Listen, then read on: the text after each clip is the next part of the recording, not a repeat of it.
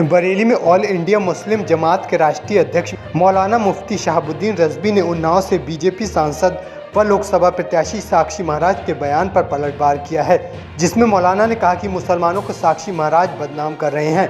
वह उनको चैलेंज करते हैं कि पूरे भारत से एक मुसलमान का नाम बता दें जिसकी 4 बीवियां और 40 बच्चे हैं।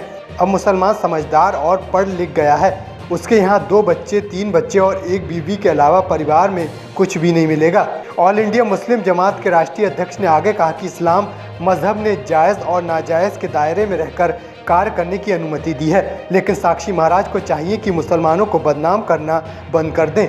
बच्चे कितने होंगे या कितने नहीं होंगे और ये ज़मीन, ये सब खुदा की नेमतों में से एक नेमत है और खुदा जिसको चाहता है उसको अपनी नेमत से नवाजता है। मौलाना ने आगे कहा कि साक्षी महाराज को चाहिए कि वह समाज को तोड़ने का काम बंद कर दें, वरना कुछ दिनों बाद उनका गुरूर और घमंड खुद ब खुद टूट जाएगा।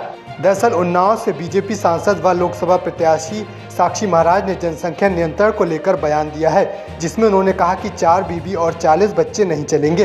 दिन पर दिन जनसंख्या बढ़ रही है, ज़मीन कम पड़ती जा रही है। सरकार को जल्द से जल्द इस पर कानून बनाना चाहिए।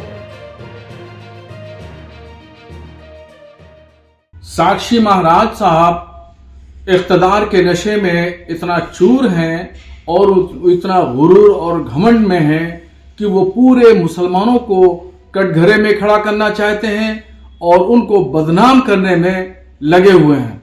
मैं उनको चैलेंज करता हूं कि भारत में एक मुसलमान का नाम बता दें जिसकी 4 बीवियां हैं और उसके 40 बच्चे हैं। इस्लाम के अनुयायियों को इस्लाम ने इस बात की इजाजत दी है, मगर आपके यहां तो जायज और नाजायज का तो कोई तस्वुर ही नहीं है। साक्षी जी, आप पहले अपने गिरबान में झांक करके देखें कि एक जायज के तस्वुर के साथ कितने नाजायज काम आप करते हैं और कहां तक क्या क्या करते हैं, वो कौन सी चीज जो है ढकी छुपी है। मगर मुसलमान जो है वो जायज और नाजायज के फलसफे के साथ काम करता है और आजकल मुसलमान पढ़ लिख गए हैं, कुछ बाशूर समझदार हो गए हैं, तो उनके यहाँ 2 बच्चों के अलावा तीसरा चौथा बच्चा नहीं मिलता और एक बीवी से ज्यादा वो 2 बीवियां रखता है। इसकी भी मिकदार अगर देखेंगे तो उंगलियों पे गिन लेने के लायक है, इसके अलावा और कुछ नहीं। मगर साक्षी जी, आप अपने यहां गौर करें और ध्यान दें तो आपके यहां न जाने इस तरीके से कितनी लाइनें मिलेंगी और कितनी तादाद मिलेगी जो गिनती और शुमार में नहीं है।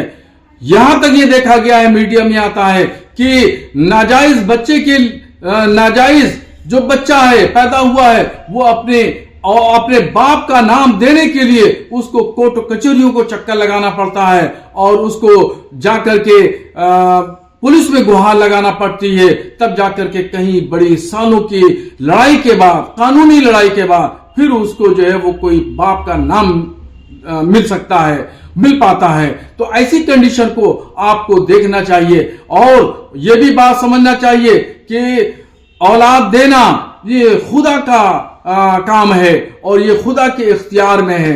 ये जो जमीन है, ये जमीन भी और ये आसमान का शामियाना, ये तमाम चीजें खुदा के इख्तियार की चीजें हैं, ये अल्लाह की नेमतें हैं। इन नेमतों को ठुकराओगे और इन नेमतों को कटघरे में खड़ा करोगे तो जाहिर बात है कि कुछ ही दिन गुजरेंगे कि आपका गुरूर और घमंड आसमान से, फर्श से नीचे अर्श पर आ जाएगा और चूर हो जाएगा। इसलिए साक्षी जी, होश में रहिए और होश से काम कीजिए और समाज को, माशरे को तोड़ने का काम मत करिए बल्कि जोड़ने का काम करिए। नफरत फैलाना बंद कर दीजिए, मोहब्बत फैलाइए, तो उसमें आपका भला होगा, माशरे का भला होगा, समाज तरक्की करेगा, देश तरक्की करेगा, वरना इसके नताइज आपके हक में बेहतर नहीं होंगे।